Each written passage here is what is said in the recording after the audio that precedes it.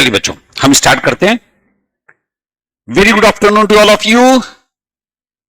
Start किया जाए।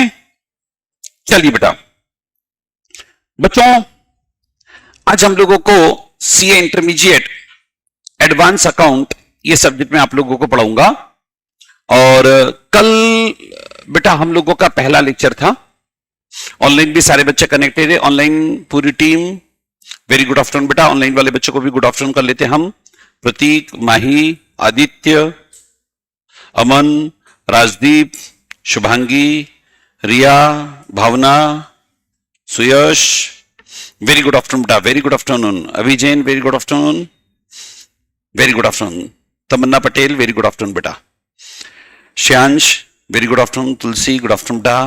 पूरी टीम है बच्चों। अब हम स्टार्ट करते हैं क्योंकि टेक्निकल इश्यू के कारण थोड़ा सा हम स्टार्ट करने में लेट हुए। कसक, वेरी गुड आफ्टरनून। चलिए बच्चों हम स्टार्ट करते बेटा। बच्चों आप लोगों ने सीए फाउंडेशन एग्जाम दिया, उसके बाद ये आप लोगों का एग्जाम देते ही अर्ली बर्ड बैच हम लोगों ने स्टार्ट किया है। और मैं चूंकि अभी टेक्निकल इश्यू जब तक रिजॉल्व हो रहा था उस बीच में आप लोगों से बात भी कर रहा था कि आप बहुत मतलब बधाई के पात्र भी हैं कि बहुत से ऐसे बच्चे बेटा कि जो एग्जाम देने के तुरंत बाद अभी रिलैक्स मूड में हैं, इस बात को लेकर यार रिजल्ट आने दो, 1 से 1.5 महीने बाद हम रीथिंक करेंगे कि हम लोगों को किस डायरेक्शन में जाना है। जबकि एक सीए के तौर पे मेरा पर्सनल ओपिनियन बनता है कि क्यों आप 1.5 मंथ को भी बेकार करो। देखो हमने एग्जाम दी है, मेहनत की है, एफर्ट लगाए हैं, पास तो होना है। और अगर ये 1-1.5 महीने को हम यूज करते हैं तो ऐसे केस में सब्जेक्ट से हमारा कंटिन्यूटी बनता है, ग्रिप बनता है, और हम लोगों को इंटरमीडिएट बॉथ ग्रुप क्लियर करने का प्रोबेबिलिटी, उसको रिवीजन करने का सफिशिएंट टाइम और सब्जेक्ट पर अपनी ग्रिप स्टैब्लिश करने का एक बहुत बढ़िया मौका मिलता है।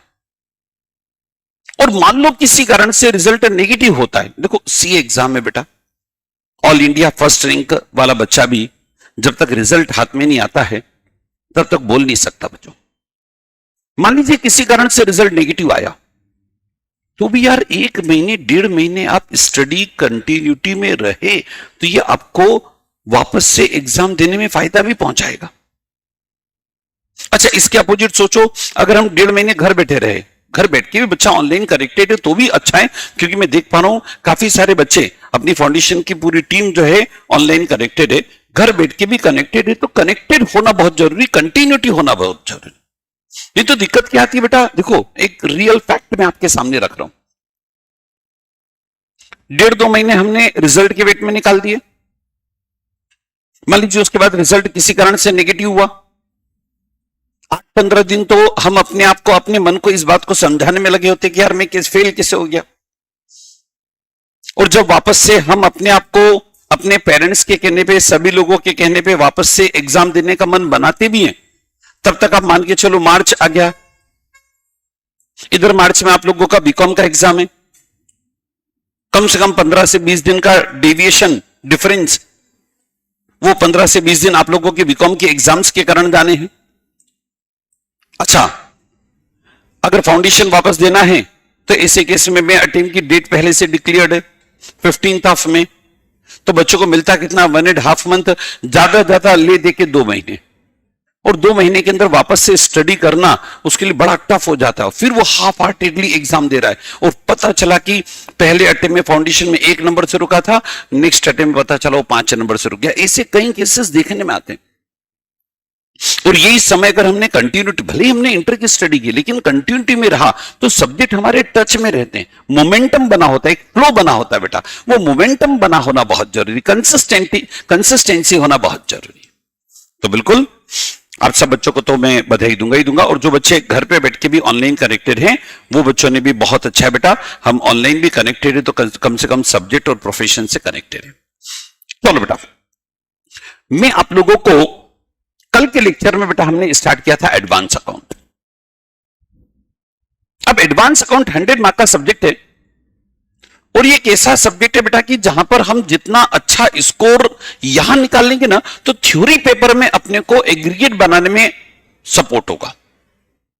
और बल्कि बॉथ ग्रुप अगर हम दे रहे हैं एडवांस अकाउंट में जितना ज्यादा हम स्कोर कर लेंगे, मान लीजिए सेकंड ग्रुप में किसी कारण थोड़ा सा कम ज्यादा भी रहा तो सेट ऑफ के प्रोविजन के कारण बहुत ग्रुप निकालने की प्रोबेबिलिटी बढ़ जाती है।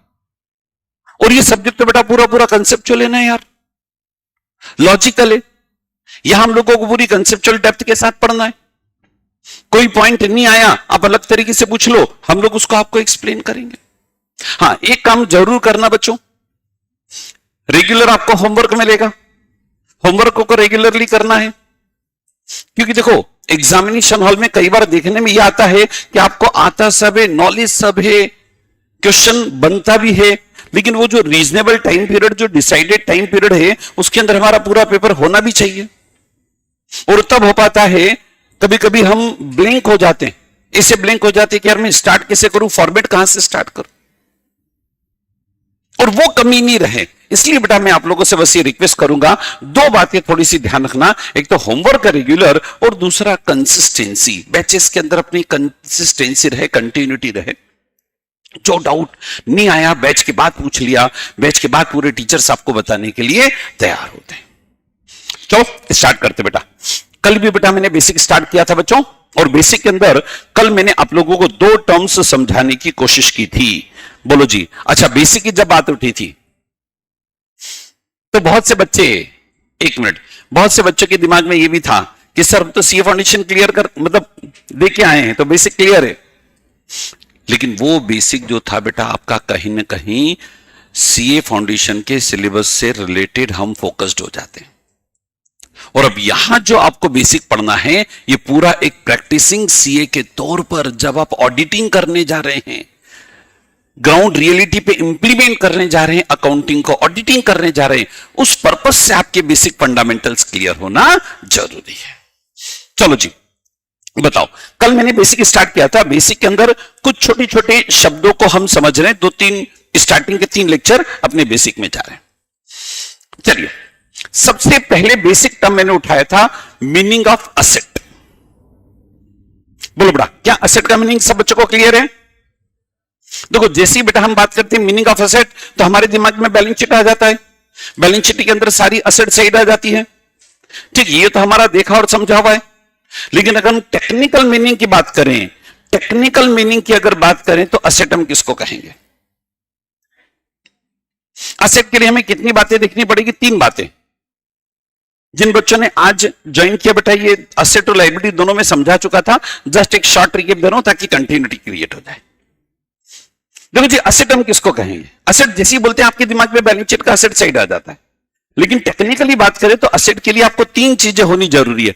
Asset that means any resources. Asset हम किसको बोलेंगे? कोई रिसोर्सेस को। रिसोर्सेस में क्या हो सकता है? कैश हो सकता है, बैंक हो सकता है, मशीन हो सकता है, फर्नीचर हो सकता है। और ये रिसोर्सेस ऐसा रिसोर्सेस है जिससे कि आपको फ्यूचर इकोनॉमिक बेनिफिट मिलेंगे, भविष्य में आर्थिक लाभ मिलेंगे। और अगर मान लो कुछ ऐसे रिसोर्सेस हैं लेकिन ऐसे रिसोर्सेस हैं जिनसे अब आपको फ्यूचर इकोनॉमिक बेनिफिट नहीं मिलना है, तो बोलो जी इन रिसोर्सेस को हम प्रॉफिट एंड लॉस अकाउंट में ले जाके खत्म कर देते हैं। तो असेट के लिए सबसे पहली बात रिसोर्सेस। रिसोर्सेस यानी साधन, हिंदी में बोले संसाधन। एग्जाम्पल के तौर पे कैश है, बैंक है, मशीन है, फर्नीचर है। दूसरी बात, इन रिसोर्सेस से क्या मिलना चाहिए आपको? Future economic benefit. Future economic benefit का मीनिंग आपको मैंने समझाया था। सपोज करें आपने 50,000 रुपए का एक्सपेंसेस किया, मान लीजिए 50,000 रुपए या 5 लाख रुपए का हमने एक कार परचेस की, बिजनेस के पर्पज से परचेस की, और इस कार का बेनिफिट हम लोगों को 5 साल मिलना है, करंट ईयर भी मिल रहा है, नेक्स्ट ईयर भी मिलेगा, मतलब इसे मिला के टोटल 5 साल बेनिफिट मिलेगा। तो आपने जो कार बिजनेस के पर्पज से परचेस की है, इसके फ्यूचर इकोनॉमिक बेनिफिट एक्सपेक्टेड है, भविष्य में आर्थिक लाभ मिलेंगे, इसलिए हम इसको बैलेंस शीट के असेट साइड में दिखाएंगे। अच्छा, यही मान लो आपने 50,000 का एक्सपेंसेस किया,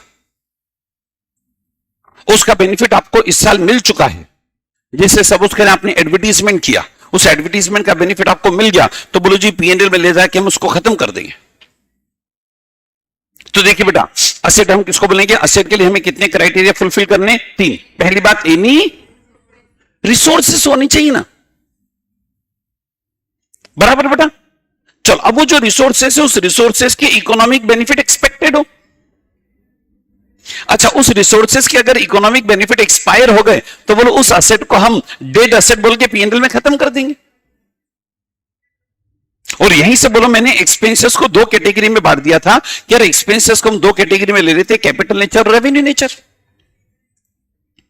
कैपिटल नेचर मतलब तब बोलते जबकि उससे फ्यूचर इकोनॉमिक बेनिफिट एक्सपेक्टेड है, भविष्य में हमें आर्थिक लाभ मिलेंगे, इसीलिए तो हम उसको बैलेंस शीट में ले जाते हैं।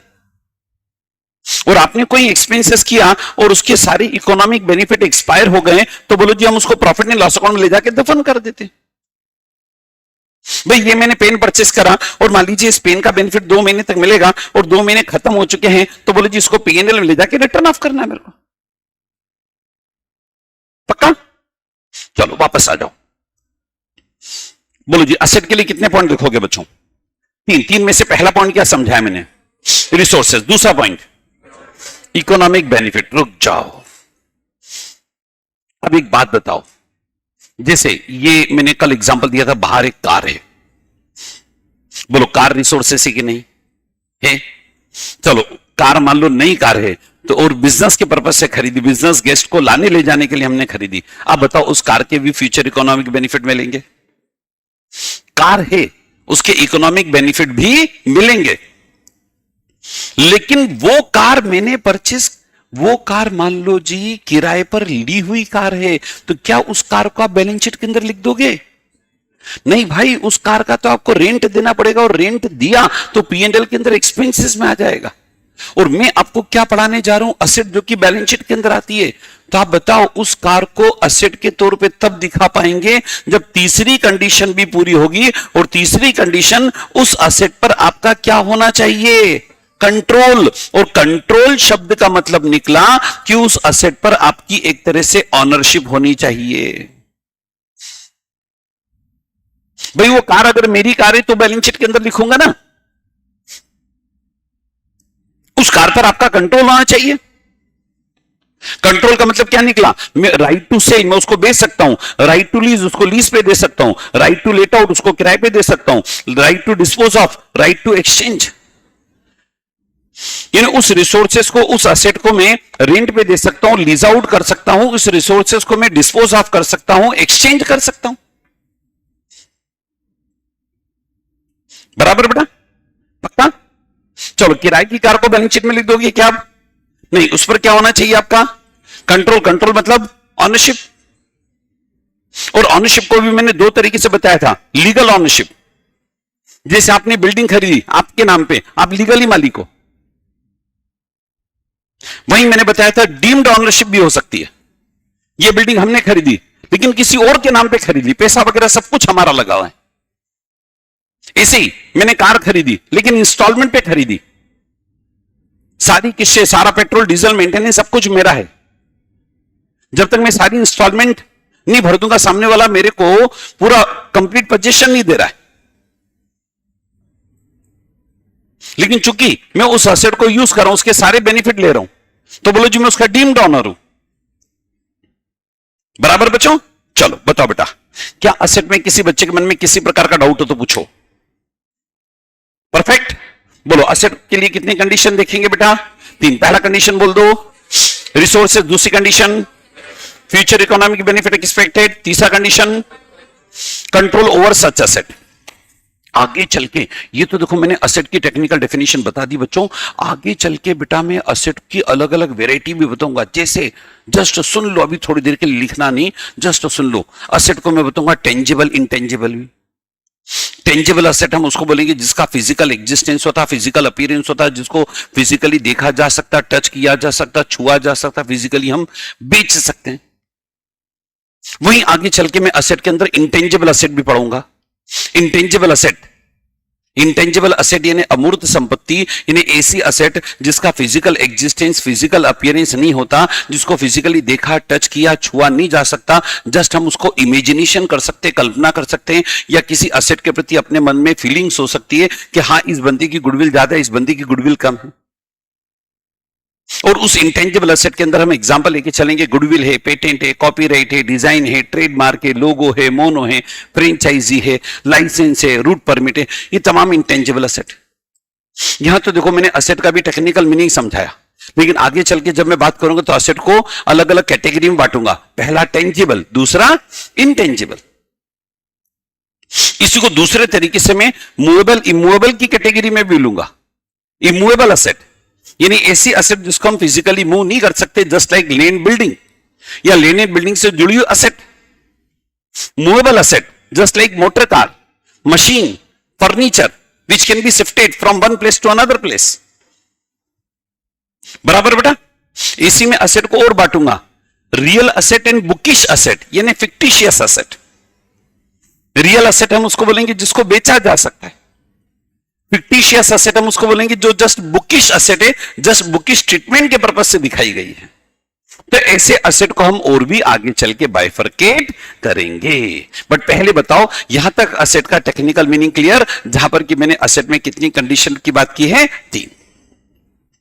चलिए जी, असेट के बाद हमने बात किया था लाइबिलिटी। हाँ जी बच्चों, सुनना ध्यान से। जैसे ही बेटा लाइबिलिटी की बात करते हैं ना, तो हमारे दिमाग में बैलेंस शीट आ जाता है और लाइबिलिटी साइड पूरा आ जाता है। अब इसको टेक्निकली अगर मैं डिफाइन करने जाऊंगा तो भाई लाइबिलिटी के लिए हमें 2 बातें देखना जरूरी है। लाइबिलिटीज हम तभी बोलेंगे जबकि उस लाइबिलिटीज के कारण भविष्य में आपके रिसोर्सेस का आउटफ्लो होगा। रिसोर्सेस का क्या होगा बच्चों? आपको याद है रिसोर्सेस मैंने ऊपर समझाया था। उस लाइबिलिटी के कारण रिसोर्सेस का क्या होगा? आउटफ्लो। जैसे क्रेडिटर है तो मेरे को उसके लिए कैश पेमेंट करना पड़ जाएगा। बैंक लोन है तो बोलो मेरे को उसके लिए कैश पेमेंट देना पड़ जाएगा। आउटस्टैंडिंग वेजेस है तो आगे ने पीछे मेरे को उसके लिए रिसोर्सेस अपने देने ही है। तो लाइबिलिटी तब बोलेंगे जब उसके लिए कि हमारे पास से हमारे रिसोर्सेस का क्या होगा? आउटफ्लो। और ये जो रिसोर्सेस का आउटफ्लो हो रहा है अंडर प्रेजेंट ऑब्लिगेशन, यानी ऑब्लिगेशन आज की तारीख में प्रेजेंट है, ऑब्लिगेशन आज की तारीख में एग्जिस्ट कर रहा है। मतलब आज अगर मेरी बैलेंस शीट डेट है, आज अगर 31 मार्च के दिन मैं बैलेंस शीट बना रहा हूं तो आज की तारीख में वो ऑब्लिगेशन, वो जिम्मेदारी, वो कर्जा एग्जिस्ट करता है। जैसे आज आपने बैंक लोन लिया तो वही पैसा देना ही है। आपने किसी से उधार माल खरीद लिया, पैसा देना ही है। तो देखो लायबिलिटी के लिए कितनी बातें देखेंगे? 2। नंबर 1 रिसोर्सेस का आउटफ्लो होगा। नंबर 2 प्रेजेंट लाइबिलिटी है, लाइबिलिटी एग्जिस्ट कर रही है एज ऑन दैट डेट। आज अगर 31 मार्च के दिन बैलेंस शीट बना तो 31 मार्च के दिन वो ऑब्लिगेशन एग्जिस्ट कर रहा है। ये देखो और मैं इसको क्लियर करता हूं। ये लिखा मैंने ऑब्लिगेशन। ऑब्लिगेशन को भी बेटा 2 कैटेगरी में बांट रहा हूं, present obligation and possible obligation. Present obligation मतलब जो आज की तारीख में कंफर्म है, सर्टन है, निश्चित है, तय है, देना ही है। जैसे मैं बैंक से 5 लाख रुपए का लोन लेके बैठा हूं तो 31 मार्च के दिन मेरे को बैलेंस शीट की लायबिलिटी में 5 लाख रुपए दिखाना है। किसी से 2 लाख रुपए का गुड्स परचेस करके बैठा हूं तो 2 लाख रुपए मेरे को क्रेडिटर के तौर पे दिखाना ही है। मैंने मजदूरों से काम करा लिया, 1 लाख रुपए की मजदूरी बांटनी है तो बांटनी है, कंफर्म है, ऑब्लिगेशन एग्जिस्ट कर रहा है। बोलो जी इसको अपनी बुक्स अकाउंट में रिकॉर्ड करना पड़ेगा। और यही अगर ये ऑब्लिगेशन प्रोबेबल है, पॉसिबल है, कंफर्म नहीं है, जहां पर कि पैसा आपको देना भी पड़ सकता है और नहीं भी, अगर देना भी पड़ सकता है, नहीं भी देना पड़ सकता है, तो फिर ऐसे केस में याद करो हम उसको कंटिंजेंट लायबिलिटी बोलते हैं, संदिग्ध दायित्व बोलते हैं। और उसके लिए मैं एस 29 पढ़ूंगा और एस 29 के अंदर मैं बताऊंगा कि ये ऐसा ऑब्लिगेशन है जो बैलेंस शीट डेट के दिन 31 मार्च को बैलेंस शीट बना रहे तो उस दिन ये एग्जिस्ट नहीं कर रहा है। पैसा देना भी पड़ सकता था, नहीं भी देना पड़ सकता था, इसलिए हम इसको बैलेंस शीट के बाहर फुटनोट में लिख देते हैं। बोलो यहां तक कोई डाउट हो तो पूछो। बोलो लायबिलिटी के लिए कितनी बातें देखोगे? 2। Outflow of resources. 2 for present obligation. Present obligation मतलब वो ऑब्लिगेशन एग्जिस्ट कर रहा है, it is not probable. If it is probable मतलब ऑब्लिगेशन हो भी सकता, नहीं भी हो सकता, तो फिर हम उसको कंटिंजेंट लायबिलिटी में लेके जाएंगे। पता? चलो जी, यही एक स्पेशल पॉइंट और कल मैंने आपको समझाया था, और वो स्पेशल पॉइंट समझाया था, liability includes provision also. Liability में क्या शामिल है बच्चों? देखो जी, देखो देखो, ये हम बैलेंस शीट बनाते हैं, ये हेडिंग होता है लाइबिलिटी। लाइबिलिटी के अंदर ही ये कंफर्म लाइबिलिटी भी आ जाता है और इसी के अंदर प्रोविजन भी आ जाता है। कॉन्टिंजेंट लाइबिलिटी होता ना बेटा, तो कॉन्टिंजेंट लाइबिलिटी को तो हम यहां पर फुटनोट में बैलेंस शीट के बाहर लिखते हैं। तो जब मैं लाइबिलिटी बोलूं तो लाइबिलिटी में प्रोविजन भी शामिल है। प्रोविजन कैसे? तो जरा अब इसको समझ लो। हमारे मन में बात उठेगी कि सर लाइबिलिटी किसको बोलेंगे और प्रोविजन किसको बोलेंगे। बहुत बारीकी से तो मैं इसका अंतर अकाउंटिंग स्टैंडर्ड में समझाऊंगा आपको। अभी बेसिक के तौर पे बात करें तो बेटा लाइबिलिटी तब बोलना जब दोनों शर्तें पूरी हो। कौन कौन सी दोनों शर्तें वो सुनो। पेबिलिटी मतलब पैसा देना है, ये कंफर्म है। अमाउंट, कितना अमाउंट देना है, ये भी कंफर्म है। अगर दोनों चीजें एसर्टन हैं, पैसा देना है कंफर्म है, कितना देना है ये भी कंफर्म है। जिसे आपने बैंक से लोन लिया 20 लाख रुपए, बैंक को पैसा देना कंफर्म है, 20 लाख रुपए देना ये भी कंफर्म है, लाइबिलिटी। क्रेडिटर से उधार खरीदा 5 लाख रुपए का, पैसा देना कंफर्म है, 5 लाख देना ये भी कंफर्म है, लाइबिलिटी। मजदूरों से मार्च वाले मंथ में वर्क करा लिया, मजदूरों से काम करा लिया तो पैसा देना कंफर्म है, अमाउंट भी कंफर्म है, liability. You have to record. Now provision. Provision के केस में पेबिलिटी, पैसा देना है, ये कंफर्म है। हमारे पास से रिसोर्सेस का आउटफ्लो होगा, ये कंफर्म है। रिसोर्सेस हमारे कम होंगे, संसाधन कम होंगे, ये कंफर्म है। लेकिन कितने कम होंगे ये कंफर्म नहीं है। जैसे मैंने एग्जांपल लिया कि साहब मेरे इतने सारे डेटर हैं, 500 डेटर हैं, लेकिन मेरे को पता है 500 डेटर में कुछ ऐसे लोग हैं जिनसे पैसा डूबेगा। भाई 500 डेटर हैं, किसी से लाख, किसी से 2 लाख, किसी से 3 लाख, किसी से 5 लाख, किसी से 20 लाख, ऐसे मिला के 5 करोड़ रुपए टोटल लेने। अब 5 करोड़ तो पूरे नहीं आएंगे। मेरा पास्ट एक्सपीरियंस है कि 5% पैसा डूब जाता है। तो देखो जी 5% का प्रोविजन बना लेते हैं, जिसको नाम दे देते बेटा हम प्रोविजन फॉर बेड डेप्ट। भाई पास्ट एक्सपीरियंस से बेड डेप्ट हो गई, कितना होगा ये कंफर्म नहीं है, तो बोलो एस्टिमेटेड अमाउंट से हम प्रोविजन बना लेते हैं। ऐसे ही provision for discount on debtor. भाई मेरे 100 डेटर हैं, 5% डूबेंगे तो 95% तो मेरे गुड डेटर है। लेकिन वो जो गुड डेटर हैं वो इतने भी गुड नहीं कि उनसे जितना लेना पूरा आ जाएगा। मान लो मेरे को 2% का डिस्काउंट देना पड़ेगा, और 2% का डिस्काउंट 2%, 2.5%, 3% कुछ भी हो सकता है।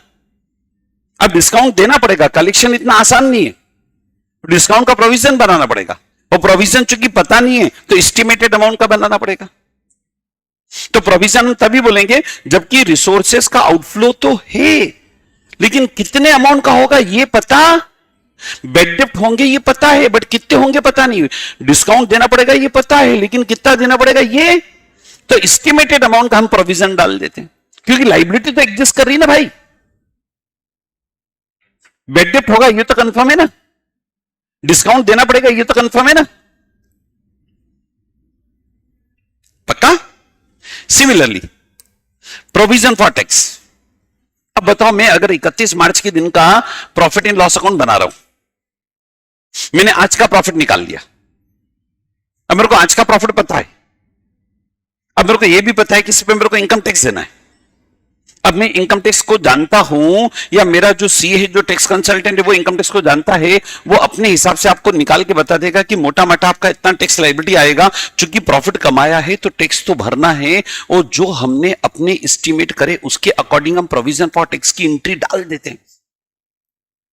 फाइनल तो क्या होगा? फाइनल तो जब इनकम टैक्स ऑफिसर है ना, वो हमारा पीएनएल लेके बैठता है, ये एक्सपेंसेस अलोड, ये एक्सपेंसेस डिसअलोड, ये आपका फाइनल प्रॉफिट, इतना डिफरेंस टैक्स और भरो, वो जो फाइनल होगा वो बात की बात है। लेकिन आज जो मैंने पीएनएल बनाया उसमें प्रॉफिट आया, मैं अपने एस्टिमेशन के बेसिस पे एक एस्टिमेटेड टैक्स लायबिलिटी तो निकाल सकता हूं, उसका तो प्रोविजन डालना पड़ेगा ना, क्योंकि टैक्स तो देना ही है। तो बोलो बेटा, बताओ क्या लायबिलिटी और प्रोविजन में अंतर है कि नहीं? अच्छा, लायबिलिटी और प्रोविजन में कुछ सिमिलरिटी है कि नहीं? सिमिलरिटी यह है कि दोनों में ही हमारे रिसोर्सेस का आउटफ्लो तो होगा। अंतर क्या है? एक जगह अमाउंट, एक जगह अमाउंट कंफर्म नहीं, और कंफर्म नहीं तो हम एस्टिमेटेड अमाउंट का प्रोविजन बना लेते हैं। चलो बोलो बेटा, यहां तक कल के लेक्चर मैंने पढ़ा दिया था, यहां तक में आपके मन में किसी भी प्रकार का डाउट हो तो पूछो ईमानदारी से बच्चों। लास्ट बेंच बेटा, एनी डाउट? उधर बेटा, इधर, पक्का पक्का? Online team, online team, online team, online team, किसी प्रकार का डाउट, डिफिकल्टी, प्रॉब्लम, विघ्न, बाधा, परेशानी, संकट, विपत्ति, कष्ट, विघ्न, सब पूछना पड़ता है बेटा। चलो यहां तक सब बच्चों को क्लियर? अब सुनो, इसी कंसेप्ट में एक बात और करता हूं मैं। याद करो, कल मैंने प्रोविजन की बात की थी। किसकी बात की थी? बोलो, प्रोविजन बैलेंस शीट के अंदर आता है कि नहीं? आता ना बेटा, प्रोविजन बैलेंस शीट में आता है कि नहीं?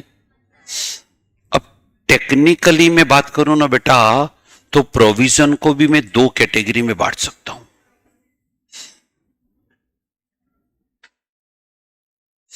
किसको बेटा? प्रोविजन।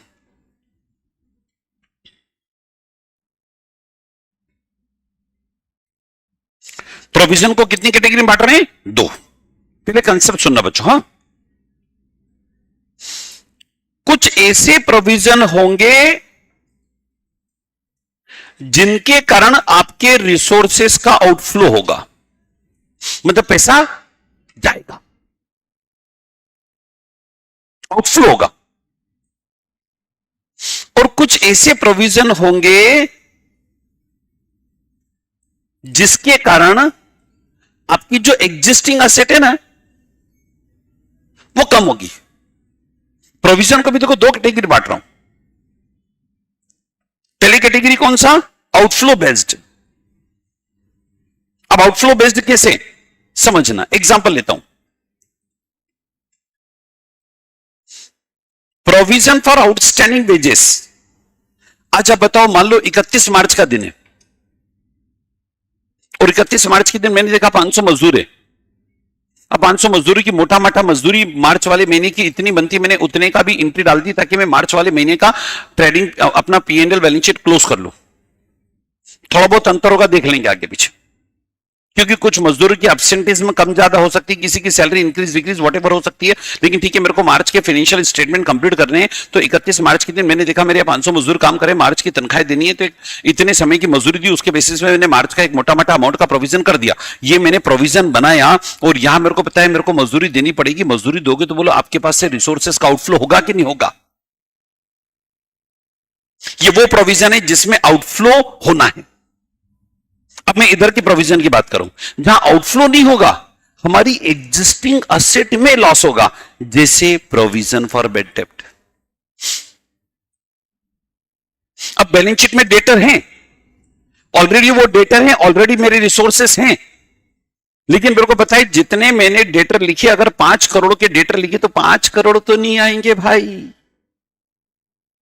5 करोड़ में 5% का रिडक्शन होगा। देखो, बेड डेप्ट के नाम पे मेरे को किसी को पैसा नहीं देना है, रिसोर्सेस बाहर नहीं जाएंगे, बस ये है कि जो एग्जिस्टिंग रिसोर्सेस वो क्या हो जाएंगे? कम।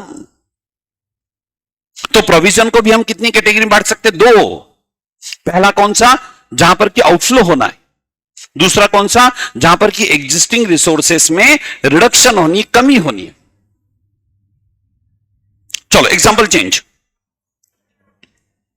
Provision for tax. बताओ बेटा, अगर मैंने 31 मार्च के दिन का प्रॉफिट एंड लॉस अकाउंट बना लिया, प्रॉफिट तो टैक्स देना है,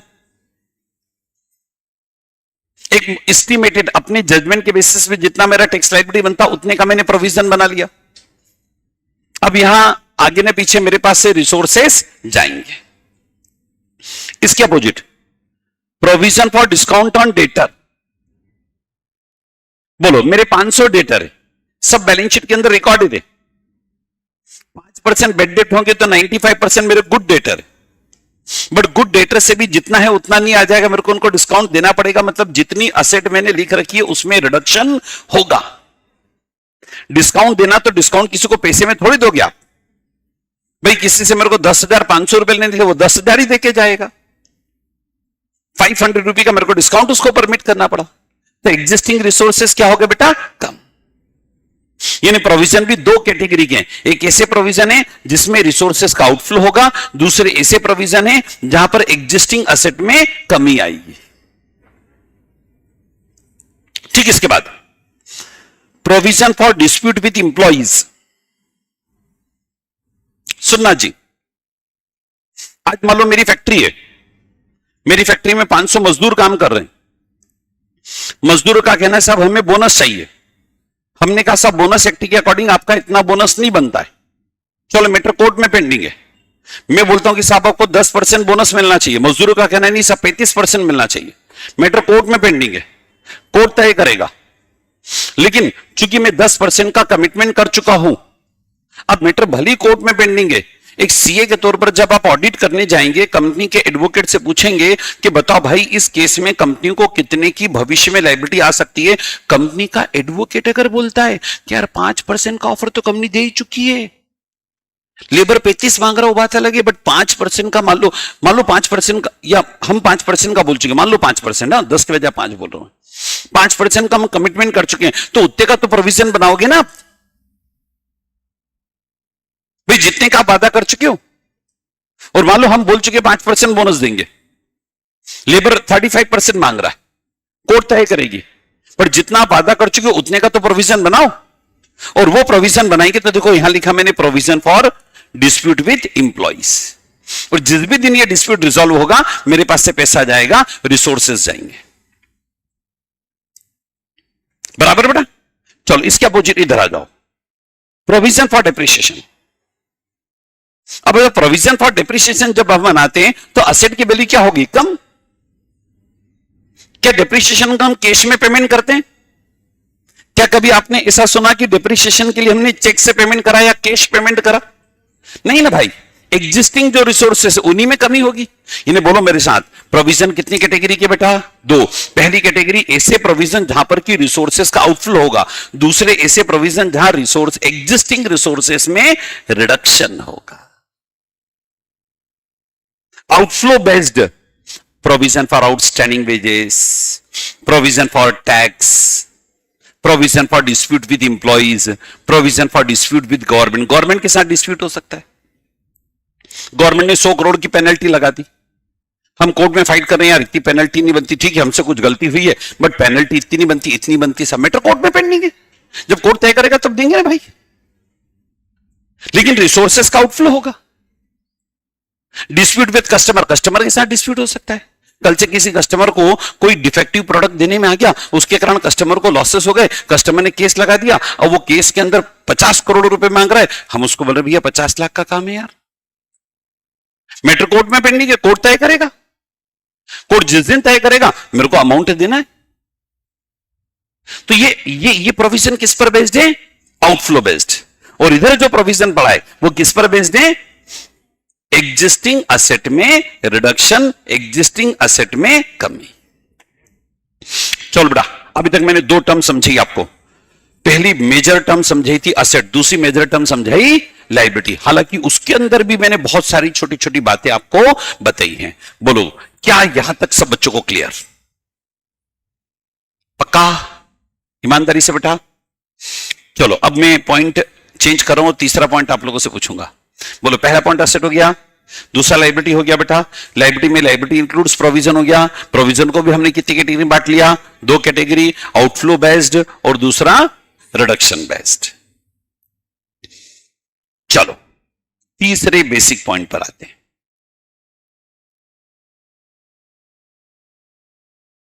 लिखिए बेटा, इनकम।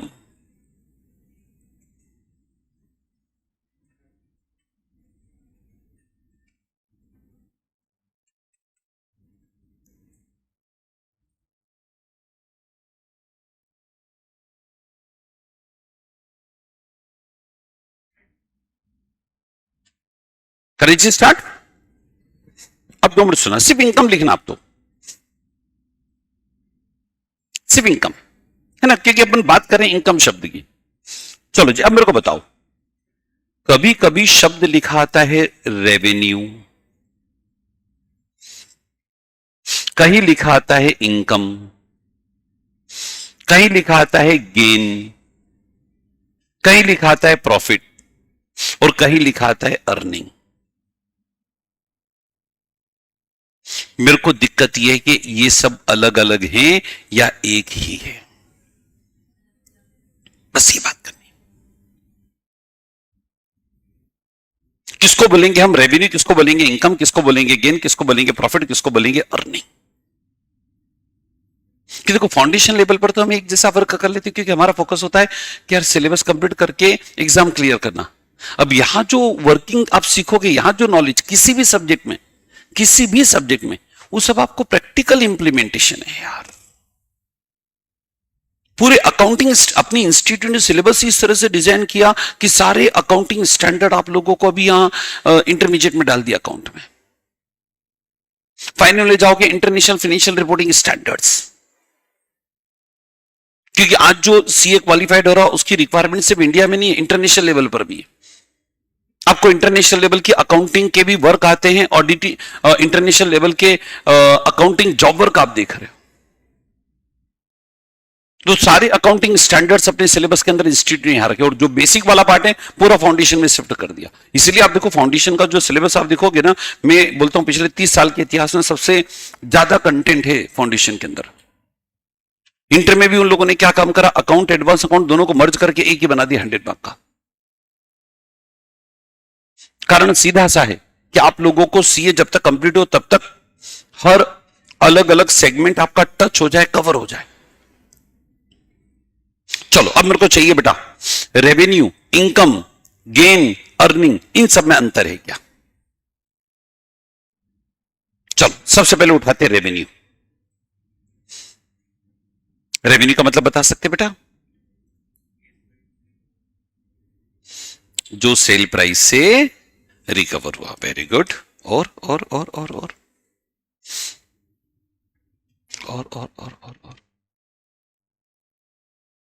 हाँ, अच्छा ये बताओ बेटा, रेवेन्यू और इनकम दोनों एक ही है क्या बच्चा?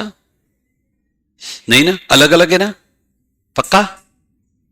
चलो अब सुनना बेटा, रेवेन्यू हम किसको बोलेंगे?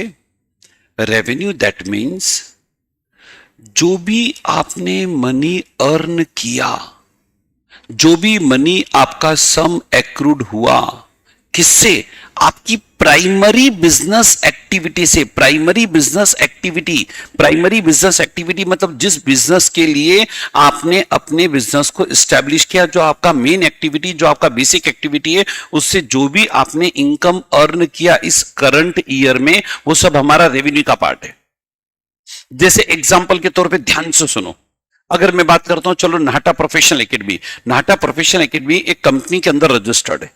अब बताओ, इसका प्राइमरी एक्टिविटी है बच्चों को क्लासेस प्रोवाइड करना और बच्चों से फी कलेक्ट करना। अब बच्चों से जो साल भर के अंदर टोटल फी मान लो कलेक्ट हुई, 50 लाख रुपए की फी कलेक्ट हुई, तो ये 50 लाख रुपए नाहटा प्रोफेशनल एकेडमी का ग्रॉस कलेक्शन है, ग्रॉस रेवेन्यू है। चलो इसको छोड़ो, आप एक सीए के तौर पे बात करो। आप एक सीए के तौर पे अपने ऑफिस में बैठे हो, आपने अलग अलग क्लाइंट लोगों को income tax, excise, different category की सर्विसेज दी, और आपने पूरे साल भर के अंदर मान लो 2000 क्लाइंट को सर्व किया, और 2000 क्लाइंट से आपकी फीस का टोटल मिला के बनता है 70 लाख रुपए। तो 70 लाख रुपए आपका रेवेन्यू है। ये रेवेन्यू वो इनकम है, वो इनकम एक्रूड अराइज हुई जो कि आपकी प्राइमरी एक्टिविटी से हुई है। अगर ये पेन मैन्युफैक्चरिंग मेरा बिजनेस है या टेलीविजन मैन्युफैक्चरिंग मेरा बिजनेस है, तो टेलीविजन मैन्युफैक्चरिंग करके टेलीविजन जितनी वैल्यू के मैंने बेच दिए, मान लो मैंने 150 करोड़ रुपए की वैल्यू के टेलीविजन करंट ईयर में बेचे हैं, तो 150 करोड़ रुपए का जो सेल का फिगर है वो मेरा रेवेन्यू है, क्योंकि वो मेरी प्राइम एक्टिविटी, वो मेरा प्राइम ऑब्जेक्टिव है। और अब देखो, इसको और अच्छे से इधर से क्लियर होगा। ये लिखा जी मैंने रेवेन्यू, रेवेन्यू हम किसको बोलेंगे? Income from primary business operation, जो हमारा मेन बिजनेस ऑपरेशन है उससे कलेक्शन। इसको देखो ऐसे भी मैं समझाऊंगा। देखो इधर आप ये बनाया, मान लो मैंने किसी ऑर्गेनाइजेशन का ट्रेडिंग P&L, ये देखो जी सेल्स लिखा मैंने, ये सेल्स मेरा रेवेन्यू है। तो जो मेरा प्राइम एक्टिविटी है, जो मेरा प्रिंसिपल बिजनेस एक्टिविटी, जो मेरा प्राइमरी बिजनेस ऑब्जेक्टिव है, उससे what ever income accrued arised, क्योंकि कई बार हम उधार भी माल बेचते हैं। आज अगर मैं फर्नीचर बना के बेच रहा हूं तो फर्नीचर मैंने 20 लाख रुपए का बेचा, तो 20 लाख रुपए मेरा रेवेन्यू है। नाटा प्रोफेशनल एकेडमी की अगर मैं बात करूं, कंपनी के बैनर तले काम कर रहा है नाटा प्रोफेशनल एकेडमी का प्राइमरी एक्टिविटी है बच्चों को पढ़ाना, और जो टोटल फी का कलेक्शन हुआ या टोटल बच्चों की जो फीस इस अकाउंटिंग ईयर में बनी, मान लो 50 लाख रुपए बनी, तो 50 लाख रुपए रेवेन्यू है। एक सीए के तौर पर आप अपने ऑफिस में बैठ के वर्किंग कर रहे हैं और वहां आपने डिफरेंट कैटेगरी के क्लाइंट को सर्व किया और आपने 2000 क्लाइंट को सर्विसेज दी, अलग अलग कैटेगरी की सर्विसेज दी, उनसे टोटल आपका फी बना 70 लाख रुपए, तो 70 लाख रुपए आपका रेवेन्यू है, ये आपका प्राइमरी एक्टिविटी है। और आप इधर देखना, आप ये आपका रेवेन्यू, इस रेवेन्यू में मैं प्लस करता हूं अदर इनकम। अदर इनकम का मतलब क्या निकला जरा देखो, अदर इनकम मतलब सेकेंडरी इनकम, जो हमारा प्राइमरी ऑब्जेक्टिव नहीं था, सेकेंडरी ऑब्जेक्टिव है। जैसे एग्जांपल के तौर पे भाई नाटा प्रोफेशनल एकेडमी को 50 लाख रुपए की फीस मिली, ये तो इसका रेवेन्यू है। अभी 50 लाख रुपए की जो फीस है ये सब हमारे बैंक अकाउंट में आती है और बैंकों में पैसा पड़ा रहता है, तो आप बताओ बैंकों से ब्याज भी मिलता है, ब्याज हमारी इनकम है, लेकिन वो रेवेन्यू का पार्ट नहीं है। चलो इसी तरह से ये पूरा इतना बड़ा प्रमाइसेस है, हमने एकेडमी के पर्पज से स्टैब्लिश किया, लेकिन मान लो नीचे हमने किसी को कैंटीन दे दिया, किसी को रिफ्रेशमेंट या स्टेशनरी की शॉप दे दी और उससे हमें किराया आया, तो ये जो बिजनेस की प्रॉपर्टी से रेंट आया ये हमारी अदर इनकम है। चलो कमीशन बेसिस पर हम मान लो अपना माल तो बेच रहे हैं, हमने किसी दूसरे का भी माल बिकवा दिया, उस पर 2 पैसा कमीशन आ गया, तो कमीशन हमारी अदर इनकम है। ठीक इसी तरह से अगर मान लो हमारे पास बैंक में पैसा पड़ा हुआ है और हमारे बैंक में भी यूज नहीं होना है, हमने उठा के कहीं उसको इन्वेस्ट कर दिया, इन्वेस्टमेंट से इनकम आ गई, भाई इन्वेस्टमेंट से डिविडेंड की इनकम आ सकती है, इंटरेस्ट की इनकम आ सकती है, हमारी अदर इनकम है। सिमिलरली कुछ फिक्स एसेट ऐसी है जिसको हमें बेचना पड़ा, और बेचना पड़ा तो उस पर किसी प्रकार का गेन हो गया, फिक्स एसेट को बेचने पे भाई 5 लाख रुपए की एसेट 7 लाख में बिक गई, 2 लाख रुपए का गेन हो गया, तो ये भी हमारी अदर इनकम है। और जब हम रेवेन्यू के साथ अदर इनकम को प्लस कर देते हैं तो ये हमारी इनकम साइड बन जाती है। और इसी तरह से ये देखो, जब आप प्रॉफिट एंड लॉस अकाउंट बनाते हो तो यहां आपने लिखा अपना रेवेन्यू, यहां आपने लिखा ये अदर इनकम, ये अदर इनकम के अंदर आपको जो ब्याज की इनकम हो गई, इसी तरह से आपको कमीशन की इनकम हो गई, इसी तरह से रेंट की इनकम हो गई, इसी तरह से इन्वेस्टमेंट की इनकम हो गई, या फिक्स एसेट को बेचने में किसी प्रकार का गेन हो गया, ये सब अदर इनकम हो गई। इन दोनों को जोड़ लोगे तो ये टोटल जो साइड बनेगा, ये पूरा साइड क्या कहलाएगा? इनकम। तो इनकम में 2 चीज आएगी, रेवेन्यू प्लस अदर इनकम। पहले बताओ बेटा इतना क्लियर हुआ कि नहीं? पक्का बोलो। रेवेन्यू, रेवेन्यू का मतलब क्लियर है? Revenue that means what ever income accrued arised, जो इनकम हमारी एक्रू हुई, अराइज हुई, जो हमने अर्न कर ली, किससे? अपनी प्राइमरी एक्टिविटी से। हमारी बेसिक प्राइमरी जो एक्टिविटी, जिस पर्पस से हमने बिजनेस एस्टेब्लिश करा, उससे जो हमने प्राइमरी रेवेन्यू कमा लिया। भाई फर्नीचर हम बेच रहे हैं, पूरे साल भर में हमने 100 करोड़ रुपए का फर्नीचर बेचा, अब उसमें नगद भी बेचा, उधार भी बेचा है, बट फर्नीचर बेचना, फर्नीचर खरीदना बेचना है, फर्नीचर बना के बेचना, ये हमारा प्राइम ऑब्जेक्टिव है। तो जो प्राइम ऑब्जेक्टिव से हम लोगों को 150 करोड़ रुपए का सेल हुआ, 150 करोड़ रेवेन्यू है, और बैंकों से ब्याज आ रहा है, प्रॉपर्टी का कुछ हिस्सा किराए पे दिया है, इन्वेस्टमेंट की इनकम आ रही है, दूसरे का माल बेच दिया उस पर कमीशन आया, दूसरे का माल बेच दिया उस पर ब्रोकरेज आया, किसी को बिजनेस से रिलेटेड कंसल्टेंसी दे दी उस पर कंसल्टेंसी फीस आ गई, कुछ फिक्स एसेट को बेच दिया उस पर किसी प्रकार का गेन हो गया, इन्वेस्टमेंट को बेच दिया उस पर गेन हो गया, ये सब अदर इनकम है। और ये अदर इनकम जब जोड़ देंगे तो पूरा क्या बन जाएगा? इनकम। बोले यहां तक क्लियर? अब देखो, इस इनकम को कमाने के लिए आप एक्सपेंसेस भी तो करोगे, अभी जैसे मैं इनकम को समझा रहा हूं, इसे एक्सपेंसेस को समझाऊंगा। अब बताओ, इस पूरी इनकम में से एक्सपेंसेस को माइनस कर दोगे तो आपके पास क्या आ जाएगा? प्रॉफिट।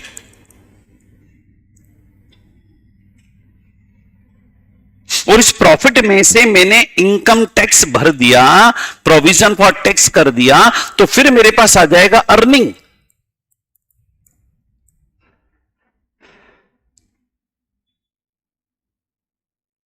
बराबर बेटा? एक्सपेंसेस को अलग से डिफाइन करूंगा मैं, एक्सपेंसेस माइनस कर दूंगा तो मेरे पास क्या आ जाएगा? प्रॉफिट। प्रॉफिट में से मैंने टैक्स पे करा तो क्या आएगा मेरे पास? अर्निंग। ओके बच्चों, चलो अब इसको इसको इस तरह से भी लो। बोलो, इनकम में क्या क्या आएगा बताओ?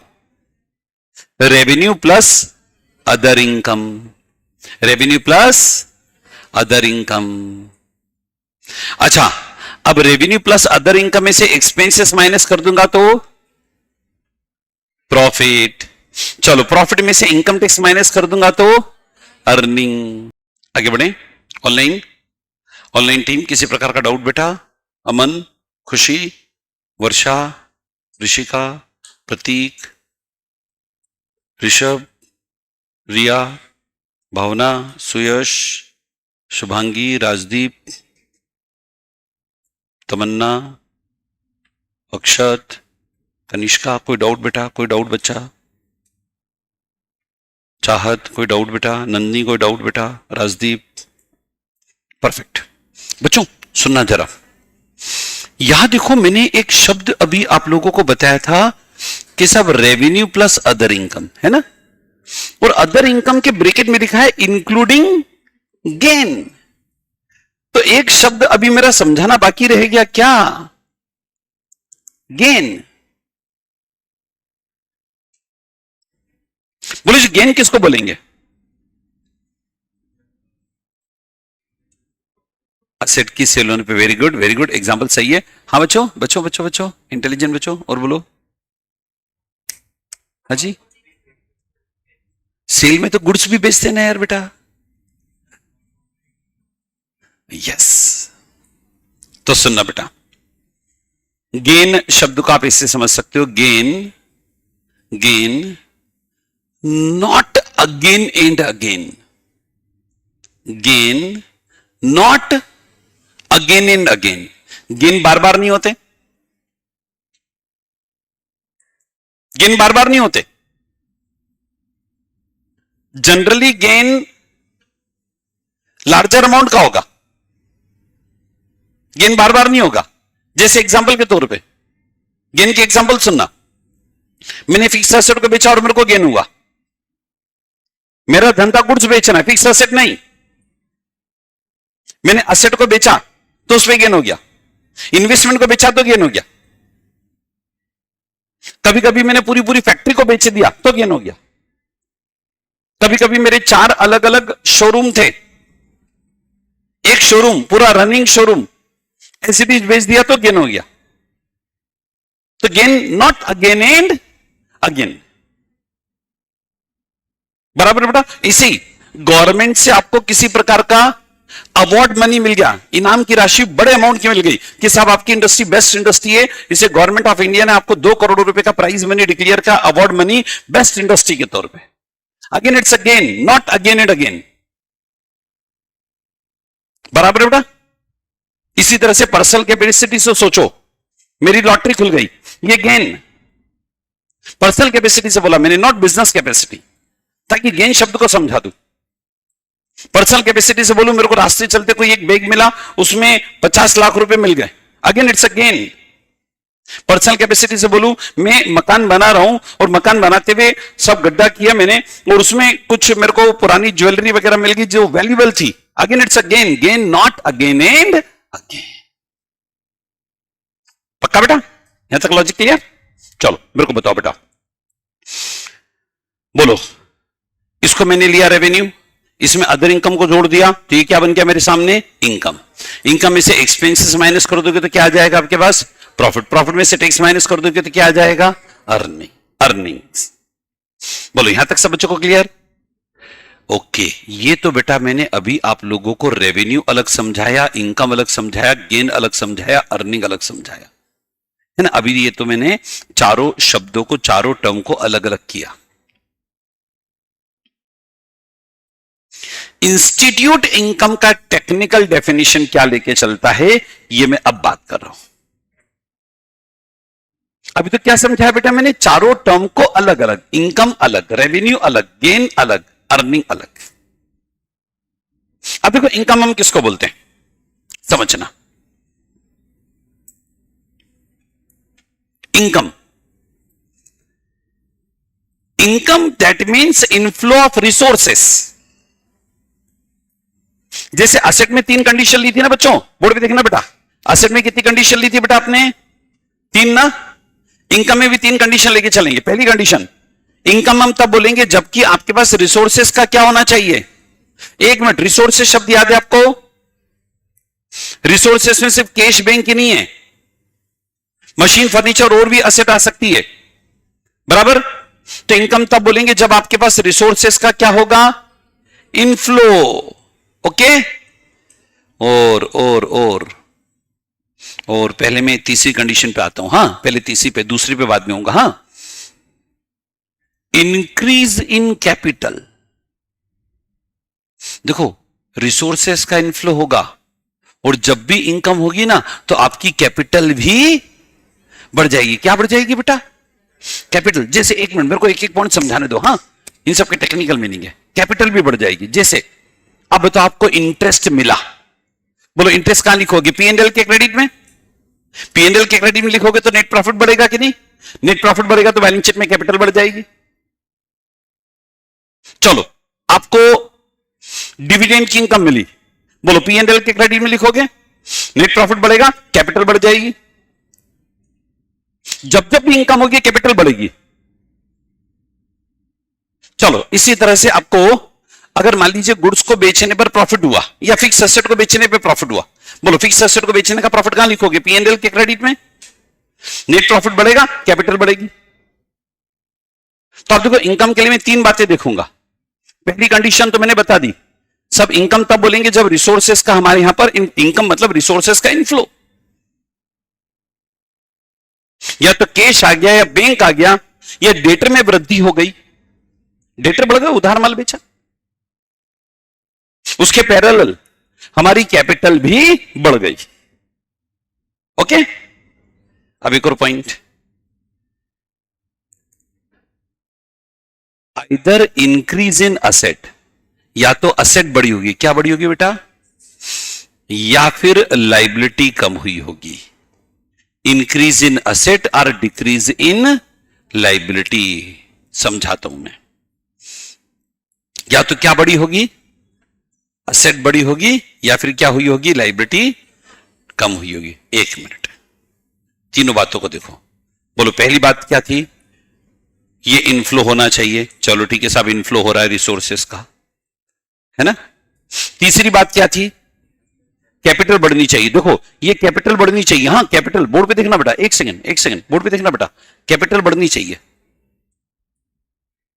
इनकम तभी बोलेंगे कैपिटल बढ़नी चाहिए, ये देखो कैपिटल बढ़नी चाहिए। दूसरा, कैपिटल के साथ या तो असेट बढ़ेगी, क्या बढ़ेगी बेटा, या फिर ऐसा होगा कैपिटल बढ़ी तो लायबिलिटी क्या होगी, कम। इनकम के 2 इफेक्ट आ सकते हैं, एक ये या एक ये। अब मैं एग्जांपल देता हूं आपको, हां एग्जांपल देता हूं जिससे सारी बातें क्लियर होगी। पहला एग्जांपल मेरा, कमीशन रिसीव्ड। चलो अब बताओ, आपने कमीशन मिला, 2 इफेक्ट कहां कहां जाएंगे, प्रॉफिट एंड लॉस अकाउंट के क्रेडिट में। नेट प्रॉफिट बढ़ा तो बोलो कैपिटल बढ़ी, ये देखो कैपिटल बढ़ गई। और कमीशन मिल गया तो बोलो कैश बढ़ गया।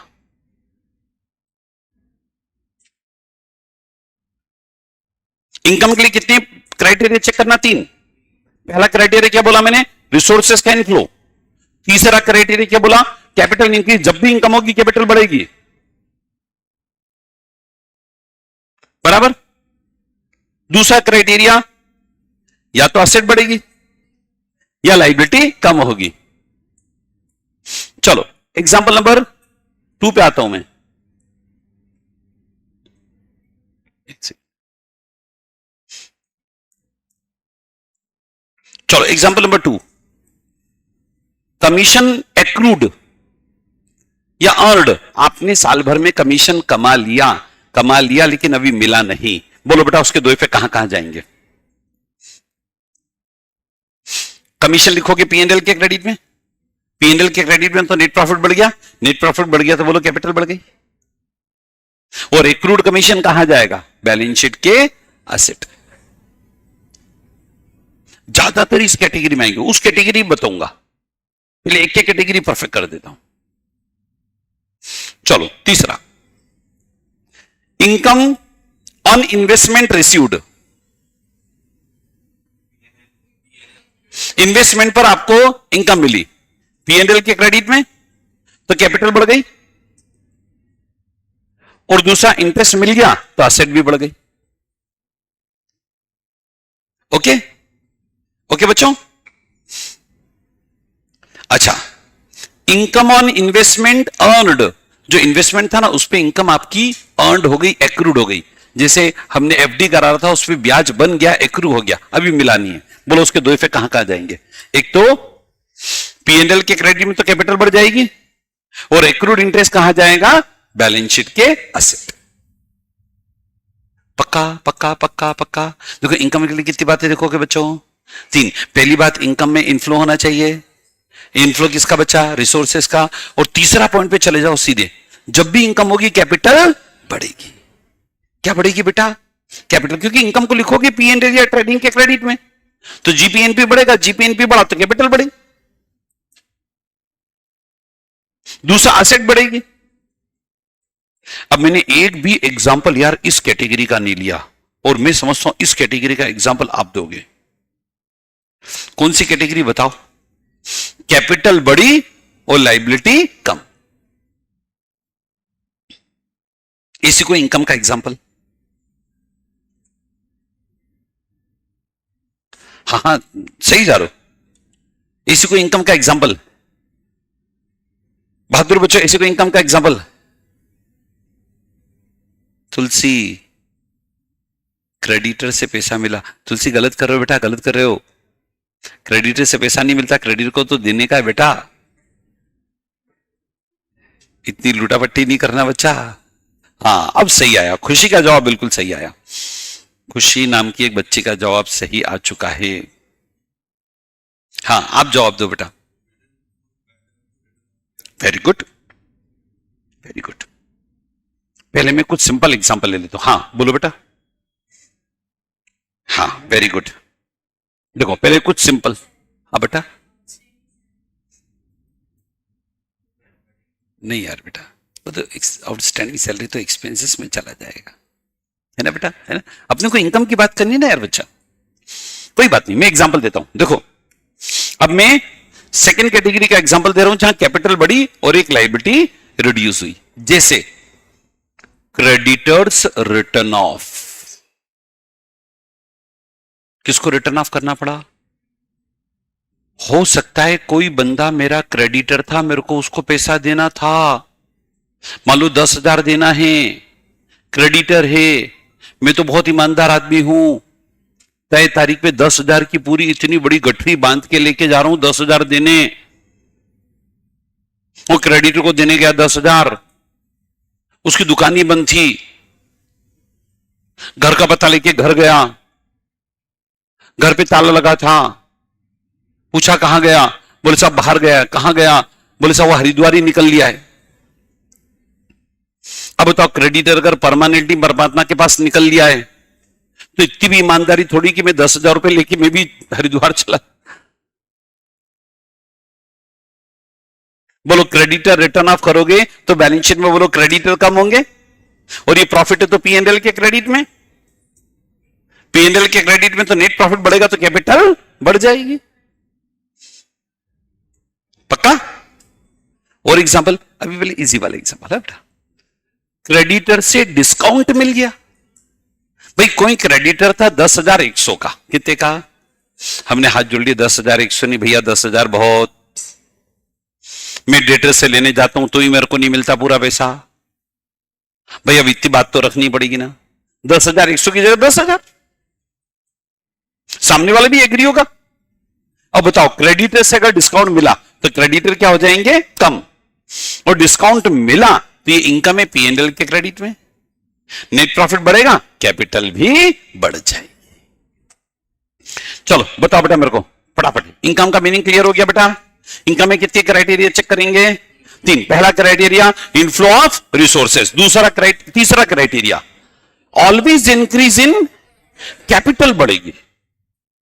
अच्छा, कैपिटल एक और तरीके से बढ़ती है, आप एडिशनल कैपिटल डाल दो, उसकी बात नहीं कर रहा हूं मैं, मेहनत करके कैपिटल बढ़े, इनकम से कैपिटल बढ़े यार, उसकी बात करो। और दूसरा पॉइंट, या तो असेट बढ़ जाएगी या लायबिलिटी रिड्यूस हो जाएगी। पक्का बच्चों, क्लियर? चलो ठीक है बेटा, टाइम हो चला है, आज के सेशन को हम एंड करते बेटा। सभी बच्चों को धन्यवाद, thank you, thanks a lot. किसी प्रकार का डाउट हो तो बिल्कुल पूछ सकते बेटा, किसी प्रकार के डाउट डिफिकल्टी की बात अगर हो तो बिल्कुल पूछा जा सकता है। ऑनलाइन वाले बच्चों, Khushi, Krishna, online team, okay बेटा, थैंक यू बच्चा, thank you. Nahil Goyal, thank you बेटा। एनी डाउट डिफिकल्टी प्रॉब्लम विघ्न बाधा, श्रद्धा, तुलसी, अभी, अरविंद, थैंक यू बेटा। कार्तिकेय, शौर्य, चाहत, गौरांगी, थैंक यू बेटा। कोई डाउट हो तो बिल्कुल पूछ सकते हो बच्चों। ऑनलाइन वाले बच्चों को किसी प्रकार का डाउट हो तो बिल्कुल पूछ सकते बेटा। आयुष, ऋषभ, भावना, रिया, अर्पित, महिमा। रॉ मटेरियल भी असेट है, हाँ बेटा, रॉ मटेरियल जितना हमारे पास क्लोजिंग स्टॉक में बच गया ना बेटा अमन, वो असेट है बेटा। रॉ मटेरियल जितना क्लोजिंग स्टॉक के तौर पे बच गया बेटा, वो असेट है बेटा। अच्छा, ग्रीन शेडो, ओके बेटा, ठीक है बेटा, मैं कल टेक्निकल टीम को बोल देता हूं। हाँ तमन्ना, हाँ नेक्स्ट क्लास है ना बेटा अभी ब्रेक के बाद। हाँ बेटा, प्रोविजन वाला पॉइंट आपको देखना था, बिल्कुल। प्रोविजन में कौन सा, ये 2 कैटेगरी के प्रोविजन बेटा। हाँ, एक मिनट में इसको हाइलाइटर हटा देता हूं।